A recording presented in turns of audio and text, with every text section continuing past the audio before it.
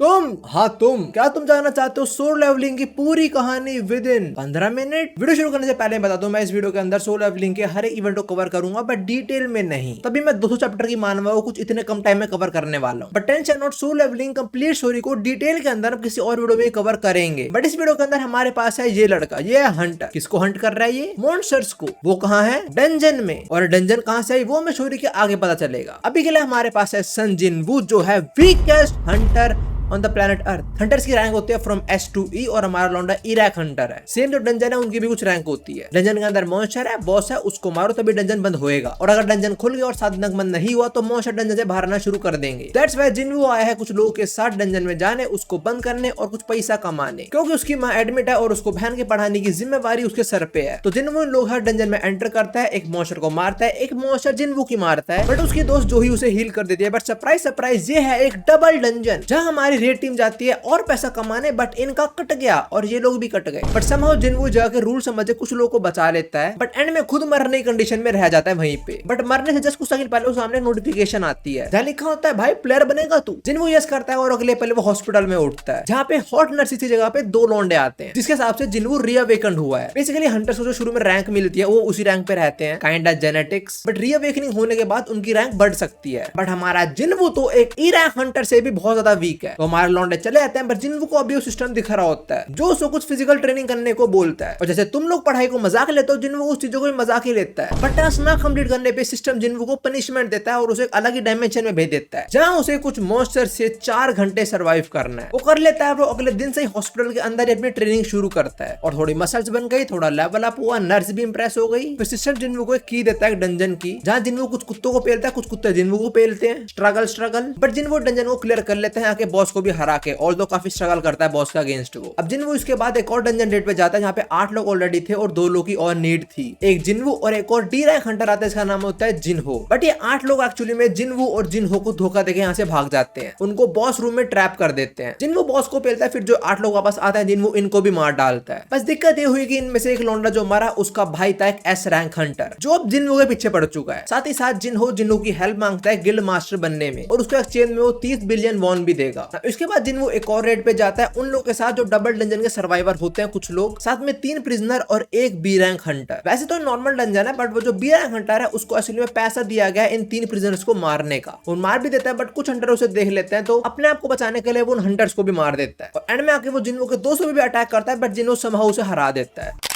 अब इस पॉइंट तक जिनवू का लेवल 40 हो चुका है और उसको एक जॉब चेंज रिक्वेस्ट आती है जहां वो एक और डंजन के अंदर जाता है। यहाँ पे काफी सारे मॉन्स्टर्स को हरा देता है इजीली, बट फिर उसका सामना होता है फाइनल बॉस इग्रिस द रेड से, जो जिनवू को उसकी औकात दिखाता है। सीरियसली जिनवू यहाँ मारा जाता है, but due to plot armour Jinwoo Igris the Red को हरा देता है। बट तब यहाँ पे बहुत सारे पोर्टल्स ओपन होते हैं और बहुत सारे सोल्जर जिनवू पे अटैक करते हैं। हाँ, वो इग्रिस फाइनल बॉस नहीं था। अब इग्रिस से लड़ते हुए जिनवू वैसे काफी डैमेज ले चुका था, वो सोल्जर से लड़ता है, बट एक पॉइंट पे आते आते ऑलमोस्ट मरने वाला होता है। बट तभी वो टेलीपोर्ट होता है पनिशमेंट वाले डायमेंशन के अंदर और उसे याद आता है उसने आज का डेली टास्क तो करा ही नहीं, इसलिए वो पनिशमेंट वाली जगह पे आ चुका है। अनदर प्लॉट आर्मर, जिनवू पनिशमेंट वाली जगह सर्वाइव करता है, वहां पे अच्छे से हील अप होता है, पावर अप करके आता है वापस, और वापस आके सोल्जर मेजिस सबको पेल देता है। और अब तक जिनवू एक नेक्रोमैंस बन चुका होता है, वो लोग जो मरे हुए लोगों को जिंदा करके अपनी आर्मी में भर्ती कर लेते हैं। बट जिनवू यहाँ पे इतना अच्छा परफॉर्म किया होता है कि उसका एक और बार जॉब चेंज होता है और वो बन जाता है मोनार्क ऑफ शैडो। और इस एबिलिटी से वो अपनी पहली शैडो एक्वायर करता है इग्रिस को। इसके बाद जिनवू की बहन की पीटीएम होती है, जिनवू वहां पे जाता है, उसकी टीचर जिनवू को बोलती है कि जिनवू की बहन की एक दोस्त है जो रिसेंटली हंटर बनी है, बट वो काफी वीक हंटर है। एज अ हंटर उसको प्लीज समझाओ कि वो मारी जा सकते तो ना जाए हंटिंग के अंदर वो। तो जिनवू अपनी बहन की दोस्त को ट्रेन करने का बोल के उसे डंजन में लेके जाता है अपने साथ। साथ में इसी पॉइंट पे हुआंग जो एस रैंक हंटर था जिसके भाई को जिनवू ने मारा था, वो कोरिया आ जाता है जिनवू से बदला लेने। दूसरी साइड कुछ लोग और जिनवू एक सी रैंक डंजन के अंदर एंटर करते हैं और उस डंजन में एंटर करते ही वो डंजन बिल्कुल लड़कियों की तरह अपना रंग बदल देती है और वो फ्रॉम एक ब्लू टू एक रेड डंजन बन जाती है। अब रेड डंजन थोड़ी डिफरेंट होती है बिकॉज इसके अंदर जो भी गया वो डिफरेंट डायमेंशन के अंदर जा चुका है। तो जब तक तुम बॉस को नहीं हराओगे तुम बाहर नहीं आ सकते, ना ही कोई बाहर का बंदा अंदर जा सकता। तो they are kind of trap right now. अंदर जाके एक ए रैंक हंटर स्ट्रॉन्ग लोगों को अपनी टीम में ले लेता है और वीक को अलग कर देता है और वीक में जिनवू होता है। बट आगे जाके वो ए रैंक और उसकी टीम पेले जाती है बाय द मॉन्स्टर्स। बट जिनवू यहाँ पे सबको सोलो कर देता है और अपनी 2 मेजर शैडो, टैंक और आयरन को पा लेता है। अब इसी पॉइंट पे वो एस रैंक हंटर हुआंग भी यहाँ पे आया होता है, बट वो एक रेड गेट बन चुका था, वो अंदर एंटर नहीं कर सकता और उसके हिसाब से रेड गेट हंटर को एक ई रैंक हंटर सर्वाइव नहीं कर पाएगा। तो उसको लगता है जिन्वू मारा जाएगा तो चला जाता है यहाँ से। अब सिस्टम जिन्वू के लिए एक एस रैंक डंजन बनाता है डीमन कैसल, जहाँ पे डिफरेंट फ्लोर्स हैं। जिन्वू जितना ऊपर जाता रहेगा उतना वो लेवल अप होता रहेगा, साथ में रिवॉर्ड्स मिलते रहेंगे। जिन्वू ऐसे ही करता है। साथ ही साथ वो 3 में से 2 आइटम पा लेता है होली वाटर के भी। होली वाटर एक चीज है जिसको यूज करके वो अपनी मदर को क्योर कर सकता है। बट जिन्वू इस एस रैंक डंजन को बीच में छोड़ के अपना वापस रिवैल्यूएशन कराने आता है और वो बन जाता है कोरिया का 10th एस रैंक हंटर। वैसे तो वो एस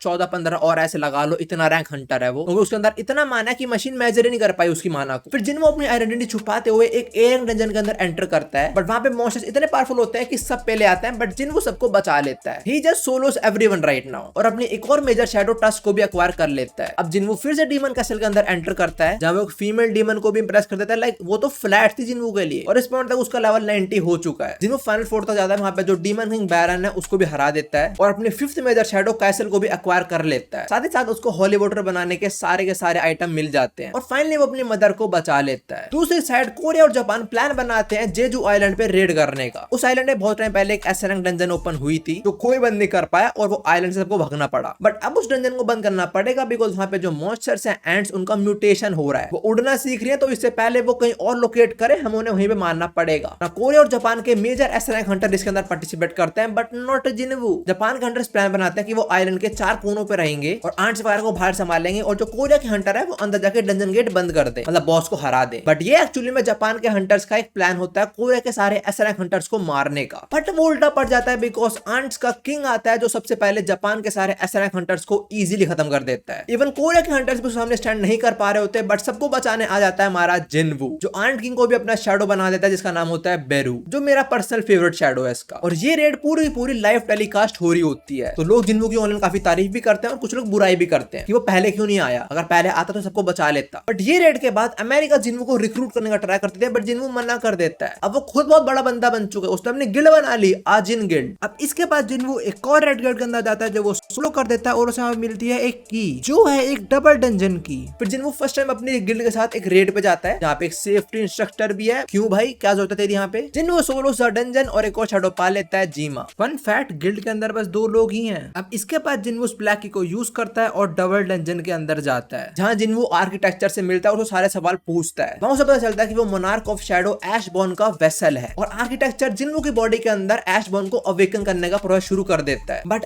ऐशबॉर्न को जिन्वू की बॉडी चाहिए ही नहीं, इनफैक्ट अपनी सारी पावर जिन्वू को दे देता है। और आर्किटेक्चर समझ आता है कि उसके साथ धोखा हुआ है, वो जिन्वू को मारने ट्राई करता है बट मारा जाता है। और आर्किटेक्चर वही बंदा है जो सिस्टम क्रिएट करा होता है। दूसरी साइड जापान के अंदर एक एस रैंक गेट ओपन हो चुका है, बट जापान के मेजर एस रैंक हंटर तो मारे गए ऑलरेडी। तो वो रशिया के एक हंटर यूरी से हेल्प लेते हैं, बट वो काफी पैसा डिमांड करता है। जापान अगर कर देता है, पर जैसे डंजन ओपन होता है साला पहले मूवमेंट पे मारा जाता है। तो फिर जिन्वू आता है जापान में और सबको पेल के जाता है, और वो डंजन के अंदर जाता है जहाँ पे वो मोनार्क ऑफ बिगिनिंग से मिलता है, जो वहाँ पे बंदी बना होता है, बट जिन्वू उसको भी मार देता है। अभी मोनार्क वगैरह हैं, चिंता मत करो, इनका बारे में बात होगी आगे। बट अब एक काइंड ऑफ ग्लोबल मीट होता है सारे हंटर्स का अमेरिका के अंदर, जहाँ पे थॉमस हुआंग को वार्निंग देता है कि वो जिन्वू है कुछ भी ना करे, बिकॉज हुआंग थॉमस के गिल्ड के अंदर काम करता है और थॉमस वर्ल्ड का स्ट्रॉन्गेस्ट हंटर है। वैसे तो अपना जिन्वू है, बट इसको मान लेता है, चलो कोई नहीं। बट हुआंग जिन्वू के दोस्त जिन्वू को किडनैप कर लेता है और उसे काफी पेलता है। बट एंड टाइम पे जिन्वू आता है, हुआंग को काफी पेलता है और उसको अपनी शैडो बना लेता है, ग्रीड। बट जिन्वू को रोकने थॉमस भी आता है, बिकॉज हुआंग थॉमस के गिल्ड के अंदर ही काम करता था। बट जिन्वू अपनी आर्मी के साथ थॉमस और उसके पूरे गिल्ड को खत्म कर देता है, लाइक मारता नहीं बट इंजर्ड कर देता है सबको, ले मुंह दे तेरे स्ट्रॉन्गेस्ट पे। अब इसके बाद हमें पता चलता है कि वर्ल्ड के 2 स्ट्रॉन्गेस्ट हंटर्स मारे गए हैं बाय सम अननोन बीइंग जो खुद को मोनार्क बुलाते हैं, और उनमें से एक मोनार्क ऑफ फ्रॉस्ट प्रेसिडेंट गो को मारने भी आया होता है। अच्छी बैटल होती है बट बुड्ढा मारा जाता है। जिन्वू टाइम पे नहीं पहुंच पाता, बट मरने से पहले बुड्ढा जिन्वू रिक्वेस्ट करता है कि वो ह्यूमैनिटी की साइड ले। अब इसके बाद जिन्वू थोड़ा टाइम अपनी फैमिली और अपनी नई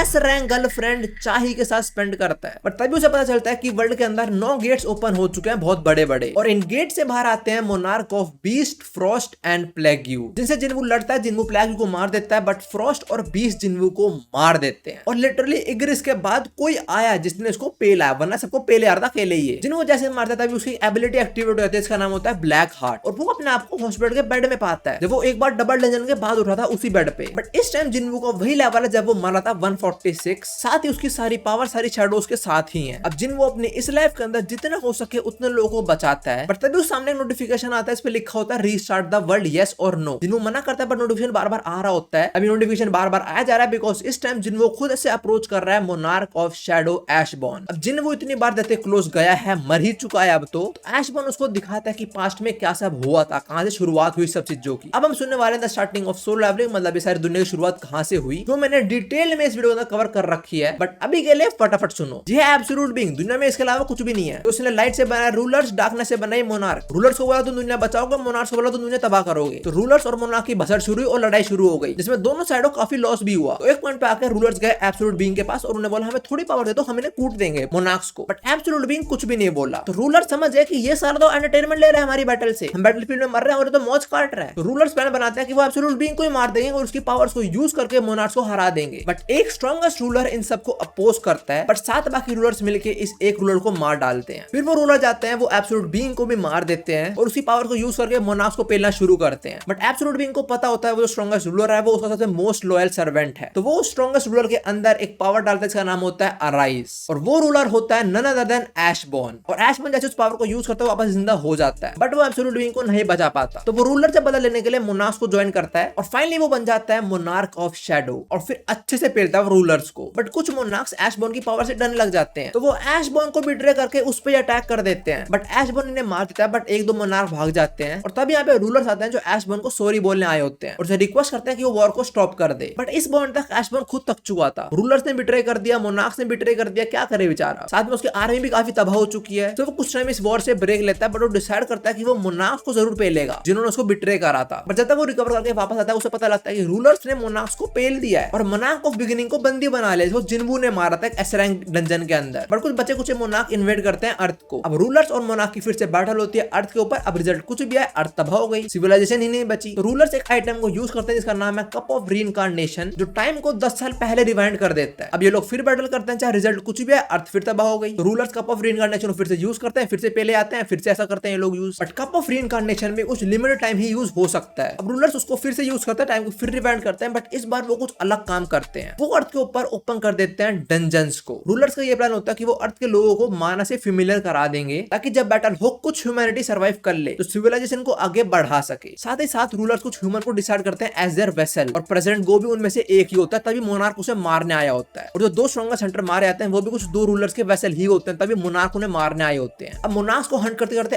एशबॉर्न भी अर्थ पे आता है, बट वो इतना ज्यादा स्ट्रॉन्ग है कि उसको कोई वेसल मिलती ही नहीं। तो एशबॉर्न को अप्रोच करता है आर्किटेक्चर, जो बोलता है वो एशबॉर्न के लिए परफेक्ट वेसल ढूंढ देगा, but in exchange of immortality, और वो वेसल होती है जिन्वू। तभी आर्किटेक्चर ने सिस्टम बनाया था ताकि वो वेसल को इतना स्ट्रॉन्ग बना पाए कि वो एशबॉर्न की वेसल बन पाए। पर जब एशबॉर्न ने जिन्वू की बॉडी लेने से मना कर दिया था और उसको अपनी सारी पावर दे दी थी, तो आर्किटेक्चर समझ देता कि उसका धोखा हुआ है, उसको इमोर्टैलिटी नहीं मिलने वाली, इसलिए वो जिन्वू को मारने ट्राई करा, बट मारा गया। अब सब कुछ बताने के बाद एशबॉर्न जिन्वू से पूछता है, तेरे को इस वर्ल्ड में रहना जो तूने बनाया है, तूने काफी लोगों को बचा लिया है, जब तेरे को वापस उस वर्ल्ड के अंदर जाना जहाँ पे तू मोनार्क से लड़ रहा था। और ये सुनते ही जिन्वू बोलता है अराइज, और वो खुद को जिंदा कर लेता है उस वर्ल्ड के अंदर जहाँ पे वो मारा गया था। और जिंदा होने के बाद वो देखता है उसके फादर उसको प्रोटेक्ट कर रहे थे मोनार्क से। फाइनली बाप आ गया, बट मोनार्क से बैटल के अंदर बाप ने इतना ज्यादा इंजरीज ली कि बाप मारा गया। Wow, that was quick. But इस पॉइंट पे जिन्वू इतना स्ट्रांग हो चुका है कि वो मोनार्क ऑफ बीस्ट और फ्रॉस्ट को खत्म कर देता है वहीं पे। और फिर हमें जिन्वू के बाप की स्टोरी पता चलती है कि वो कहां पे जाते हैं टाइम से। वो एक्चुअली में डंजन बॉस को मार के डंजन में ट्रैप हो गया था, बट रूलर ने उसको अप्रोच करा था, बट बोला था तेरे को मोनार्क को मारना पड़ेगा तभी हम तेरे को सेकंड चांस देंगे। जिन्वू का बाप एग्री करता है, रूलर्स को पता लगता है कि इसका बेटा ही मोनार्क ऑफ शैडो है, जो मोनार्क को पेले में लगा है, मतलब रूलर्स का फायदा करा रहा है। तो रूलर जिन्वू के बाप को बोलते हैं कि तू जाके प्रोटेक्ट कर अपने बेटे को। अब जिन्वू और उसके बाप की थोड़ी सी कन्वर्सेशन होती है यहाँ पे, और जो जिन्वू हेट्स हिज फादर की वजह छोड़े चला गया था वो, बट जिन्वू आल्सो मिसेस हिम। यहाँ पे इन्हें काफी अच्छे फाइनल मूवमेंट्स होते हैं, एक हक करते हैं और जिन्वू का बाप खत्म। और इस पॉइंट पे जिन्वू को एशबॉर्न की सारी ओरिजिनल शैडोज भी मिल जाती हैं। और जब बच्चे कुछ मोनार्क्स हैं वो बैटलफील्ड के अंदर एंटर करते हैं, बट वो एंटर करते हैं कनाडा के अंदर, और कनाडा खत्म। बट जिन्वू फटाफट पहुंचता है वहां, कुछ मोनार्क की आर्मी को पेलता है, साथ में थॉमस को भेजता है मोनार्क ऑफ आयरन बॉडी को पेलने। और थॉमस भी एक रूलर का वेसल ही है, और जिन्वू थॉमस के साथ अपनी कुछ आर्मी को भी भेजता है, और मोनार्क ऑफ आयरन बॉडी मारा जाता है। और जिन्वू लास्ट मोनार्क ऑफ डिस्ट्रक्शन को एक अलग पोर्टल में ले जाता है, मतलब अलग डायमेंशन के अंदर। वहां पे जिन्वू और रूलर्स मिलके उसे भी मार देते हैं। वॉर खत्म, बट जिन्वू रूलर्स को एक रिक्वेस्ट करता है, और वो ये होती है कि तुम लोग last time cup of reincarnation को यूज करो, बट इस बार अर्थ पे कोई भी गेट मत ओपन करना। अब देखो हमारा जिन्वू मोनार्क ऑफ शैडो ही बन चुका है, तो उसकी मेमोरी, उसकी पावर, उसकी शैडो कुछ भी नहीं जाएंगी, बस टाइम में 10 साल पहले चला जाएगा वो भी। रूलर्स इस बात को एक्सेप्ट कर लेते हैं, और जिन्वू 10 साल पहले चला जाता है जहां वो अपने बाप को अपने कमरे में देखता है। थोड़ा इमोशनल सीन होता है, बट जिन्वू को पता है उसको इस बार क्या करना है। वो अपनी फैमिली, अपने फ्रेंड सबसे दूर हो जाता है फॉर 27 ईयर्स, और वो इन 27 साल के अंदर सारे मोनार्क्स को खत्म कर देता है। रूलर जिन्वू तक पहुंचते हैं, उसे पूछते हैं तेरे को इस वर्ल्ड में रहना है या कोई नई वर्ल्ड के अंदर जाना है, बिकॉज तू कुछ ज्यादा माना एमिट कर रहा है तो लोग खतरे में डाल सकता है। पर जिन्वू डिसाइड करता है कि वो इसी वर्ल्ड के अंदर रहेगा जहाँ पे उसकी फैमिली है, और उसके पास उसके दोस्त भी हैं जो जिंदा भी हैं। और एंड में जिन्वो चाहे को भी देखता है और सोलो लेवलिंग यहीं पे खत्म होती है। ये है सोलो लेवलिंग की ऑफिशियल एंडिंग। बट जो उसके राइटर थे वो ये एंड होते कुछ टाइम बाद मर गए थे, बट उनके एडिटर्स और वर्कर वगैरह ने इस ऑफिशियल एंडिंग के बाद थोड़ी और एंडिंग निकाल ली, मतलब सब कुछ खत्म होने के बाद जिन्वो की लाइफ कैसे आगे जा रही है वो सब दिखाने के लिए, जिसके अंदर जिन्वो की चाही से शादी हो चुकी है, उनका एक बच्चा भी है। ऐसे कुछ और मोमेंट जो मैं कंप्लीट डिटेल वाली वीडियो के अंदर एक्सप्लेन करूंगा। अभी के लिए सोलो लेवलिंग की पूरी शो यहीं पे खत्म होती है ना। जिन्होंने भी सोलो लेवलिंग की मानवा पड़ी हुई है, आई नो मैंने काफी डिटेल स्किप करी है, अगर उन्हें भी कवर करता तो वीडियो 1-2 घंटे ही हो जाती, but as I said detail वाली वीडियो आएगी बहुत जल्दी। बट अभी के लिए वीडियो दी। Thanks for watching and I hope you enjoyed. मिलते हैं और वीडियोस के अंदर। सायोनारा। भाई solo leveling more like plot armour, but it's a great story.